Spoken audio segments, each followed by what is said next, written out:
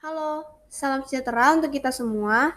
Pada kesempatan kali ini, kami dari kelompok E akan menyampaikan sedikit mengenai Nadiem Makarim yang merupakan CEO dari Gojek.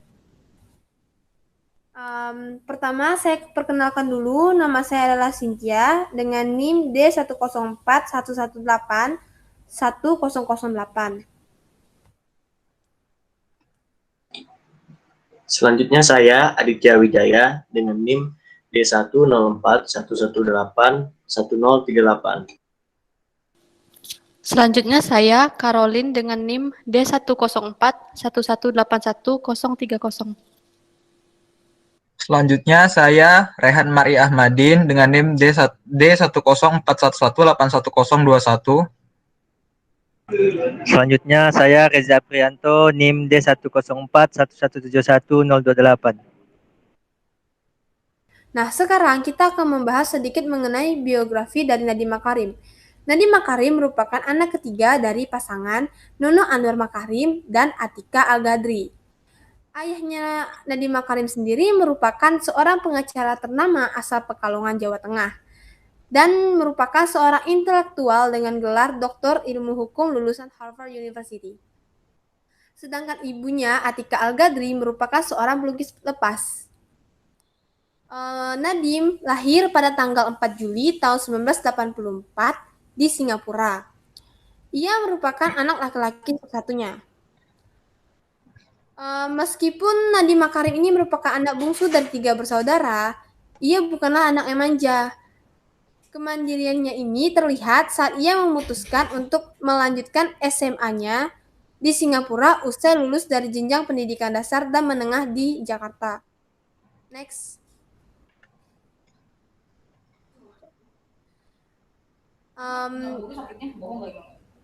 Nadiem Makarim sekolah dari SD sampai SMP-nya di Jakarta, lalu melanjutkan pendidikannya di Singapura. Setelah itu, pada tahun 2002, setelah lulus SMA di Singapura, ia melanjutkan pendidikannya dengan mengambil gelar S1 di International Relations Brown University.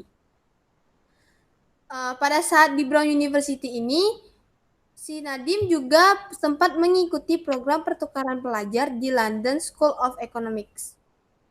Baru beberapa tahun setelahnya, Nadiem memutuskan untuk melanjutkan S2-nya di Harvard University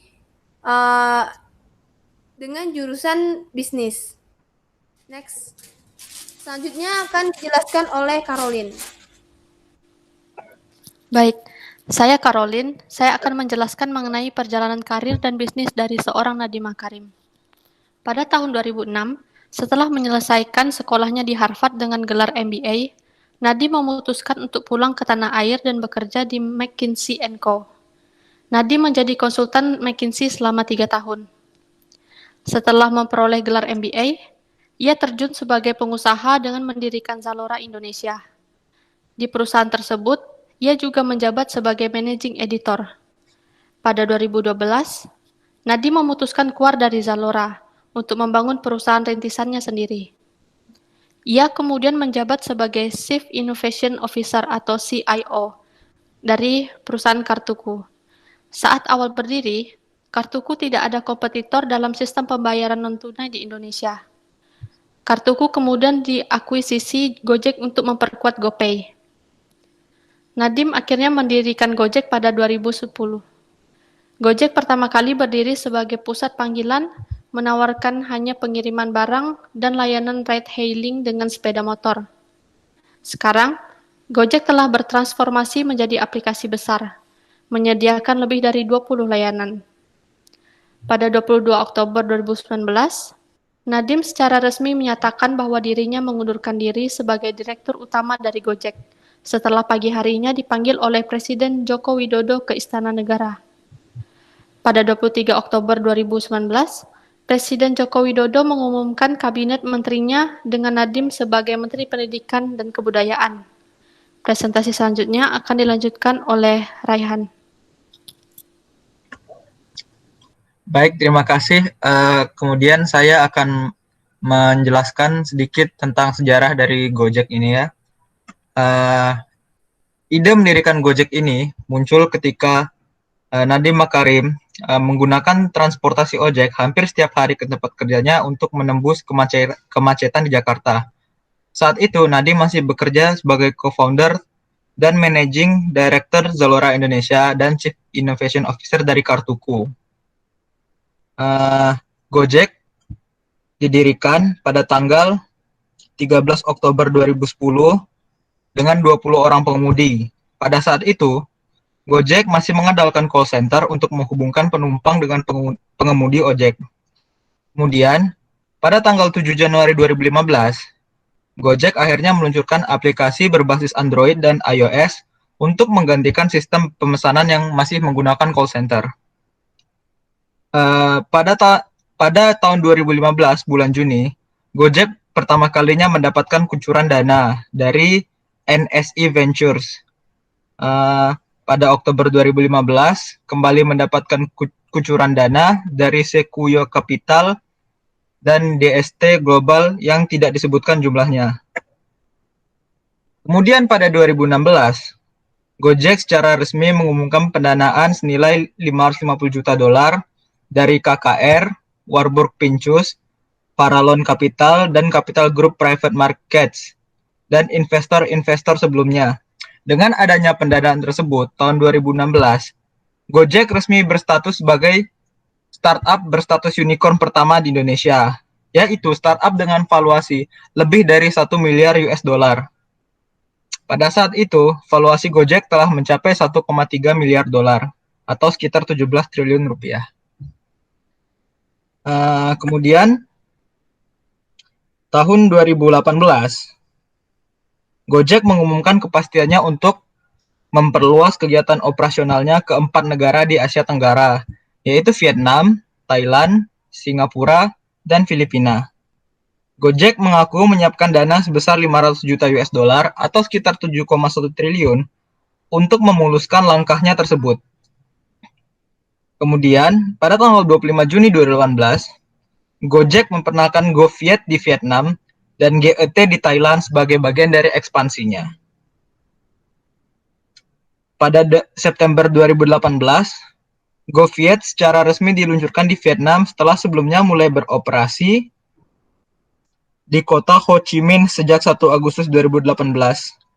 Pemilihan Vietnam sebagai negara pertama dari rencana ekspansi Gojek bukannya tanpa alasan, karena negara ini memiliki jumlah penduduk yang cukup besar, yaitu sekitar 107 juta orang penduduk. Setelah sukses di Vietnam dan Thailand, Gojek mulai memasuki pangsa pasar Singapura. Secara resmi, Gojek memulai debutnya di Singapura pada tanggal 29 November 2018. Namun, masih dilakukan di wilayah yang terbatas. Kemudian pada 10 Januari 2019, barulah Gojek resmi beroperasi secara menyeluruh di Singapura. Hingga akhir tahun 2019, Singapura merupakan pasar terbesar kedua Gojek setelah Indonesia yang melayani lebih dari 30 juta perjalanan sejak memasuki negara tersebut. Jadi, begitulah sejarah singkat dari Gojek. Kemudian, presentasi selanjutnya akan dilanjutkan oleh teman saya, Aditya Wijaya. Oke, baiklah. Di sini saya Aditya Wijaya menceritakan sedikit penghargaan Nadiem Makarim. Pada tahun 2016, Nadiem selama masa CEO Gojek, Nadiem menerima sejumlah penghargaan The Straits Times ASEAN of the Year, sekaligus menjadi orang Indonesia pertama yang menerima penghargaan tersebut. Penghargaan ASEAN of the Year yang diberikan kepada individu atau kelompok yang signifikan berkontribusi pada peningkatan kesejahteraan orang di negara mereka atau Asia pada umumnya. Selanjutnya pada tahun 2017, di sini Gojek juga memperoleh sejumlah penghargaan masuk dalam top 50 companies that change the world fortune dan mendapatkan peringkat ke-17 dari 50 perusahaan yang dinilai mampu mengubah wajah dunia. Mereka bahkan jadi satu-satunya perusahaan Asia Tenggara yang masuk dalam daftar tersebut. Dalam daftar 50 perusahaan Fortune itu, Gojek berhasil mengungguli sejumlah perusahaan teknologi ternama seperti Microsoft, Accenture, hingga Airbnb. Pada tahun 2018, Nadiem masuk ke dalam daftar Bloomberg 50 versi 2018. Bloomberg menilai tidak ada aplikasi lain yang mengubah kehidupan di Indonesia dengan cepat dan mendalam seperti Gojek. The Bloomberg 50 berisi sosok-sosok ternama dalam bidang bisnis, hiburan, keuangan, politik, hingga ilmu pengetahuan dan teknologi. Pada Mei 2019, Nadiem menjadi tokoh termuda se-Asia yang menerima penghargaan Nikkei Asia Prize ke-24 untuk kategori inovasi ekonomi dan bisnis. Penghargaan yang diberikan kepada individu atau organisasi yang berkontribusi bagi pengembangan kawasan Asia dan menciptakan masa depan yang lebih baik bagi masyarakat Asia. Pada tahun 2019 itu, Gojek kembali menjadi satu-satunya perusahaan Asia Tenggara yang masuk ke daftar Fortune 50 dan naik ke peringkat 11 dari 52 perusahaan kelas dunia. Baiklah, segitu saja Pak penghargaan yang bisa saya ceritakan. Lanjut ke teman saya, Bang Reza Aprianto. Baik, di sini saya akan menjelaskan nilai-nilai inspiratif Nadiem Makarim. Sosok Nadiem telah lama dikagumi karena kesuksesannya membangun aplikasi transportasi Gojek hingga menjadi sebuah kebutuhan sehari-hari dan menciptakan banyak lapangan kerja. Berikut beberapa nilai-nilai yang dapat kita tiru dari Nadiem Makarim. Yang pertama, melihat peluang dan menawarkan solusi. Nadiem Makarim sukses membangun Gojek yang berawal dari sebuah startup. Kemampuannya melihat dan mengembangkan peluang tentu patut dikagumi. Nadiem pertama kali terpikir untuk membuat Gojek di tahun 2010 setelah sering kesulitan cari ojek di keseharian sebagai pengguna setia. Berawal dari terima order melalui telepon, di 2015 Nadiem mulai memindahkannya ke ponsel aplikasi. Gojek pun berhasil memikat pelanggan dengan tarif yang lebih murah dan kepraktisan pemesanan sebagai alternatif menerobos kemacetan ibu kota. Yang kedua, tekun membangun bisnis. Lulusan Harvard Business School tersebut pun tak langsung sukses dengan Gojek. Dikatakan jika di 2015 startup tersebut sempat terseok-seok sebelum akhirnya berkembang secara pesat. Di 5 tahun pertama, Nadiem pun sempat mengaku jika Gojek hanya mengendap sebagai embrio sambil beliau mempelajari cara membangun bisnis dengan bekerja di perusahaan lain seperti McKinsey dan Company, Zalora Indonesia, dan Kartuku. Selain ketekunan, Nadiem menekankan pentingnya kolaborasi dengan pihak lain untuk sukses berbisnis. Ketiga, membuka lapangan kerja. Nadiem juga berperan dalam membuka banyak lapangan kerja dan menyejahterakan para pengemudi ojek yang sebelumnya tidak berpenghasilan menentukan.